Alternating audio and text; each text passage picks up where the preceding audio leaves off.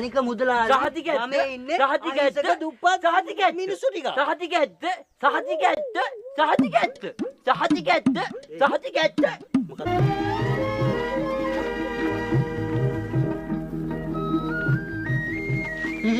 අනාමනේ අයියා මොකෝ කඩේ දිහාමලන් ඉන්නේ තේ එකක් අපොන්න යන්නේ. එනවා. මේ තේ බොණ්ඩ නෙමෙයි බං.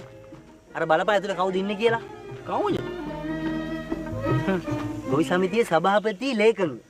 බලපෑ උන් දෙන්නයි ගමට වැඩකුත් නැහැ. සමිතියකට වැඩකුත් නැහැ. උඹ දන්නවනේ ඒක. ඉතින් ආයෙ මං වගේ දැනුම් තේරුම් තියෙන පුද්ගලෙක් මොකෝ ඕගොල්ලෝ දන්නේ මං දන්නවා සීන්නේ. මොකද? මං දන්නවා සීන්නේ. මේ උන්ට කරන්න ඕන හොඳ වැඩක්. මම දැන් කඩේ ඇතුළට ගිහිල්ලා මුදලාලිව කයියට අල්ලගෙන ඕකුන් දෙන්නගේ පැටිකිරිය දිගාරන ඕකුන් දෙන්නට ඇහෙන්නත් එක්කම. ඩාවිලේ. මම දෙන්න සපෝට් එක. ඔව් මම දෙන්න සපෝට් එක. උඹට පුළුවන්ද? මට පුළුවන්. හරි. උඹ එහෙනම් මම දැන් ඇතුළට ගිහලා මුදලාලිත් එක්ක කයිය ගාන ගමන් අරුන් දෙන්නට සේෆ් එකේ බයිනවා. උඹට තියෙන්නේ කියන හැම එකටම සහතික ඇත්ත කියලා මට සපෝට් එකක් දෙන්න. හරිද? එතකොට උන්මුණක් දැනගන්නවා මටත් කට්ටේ ඉන්නවා කියලා. හරි. මේ මොකද කියන්න තියෙන්නේ? සහතික ඇත්ත කියලා විතරයි බං කියන්න තියෙන්නේ. තේජමු. මුදලාලේ සහතික ඇත්ත.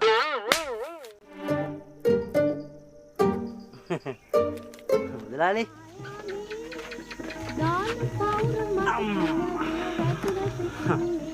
මුදලාලි අපිට දාන්නකො ප්ලේන් දෙක.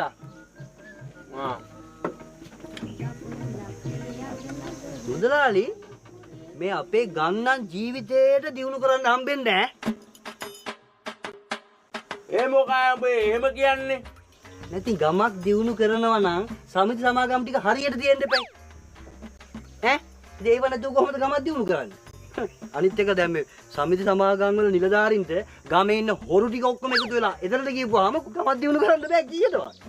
ඒක නම් හැබෑව ඈ. හැබැයි දෙයිනේ කියලා උන්ගේ පවුල් ටික නම් හොද්දට දියුණු වෙනවා හොද්දට.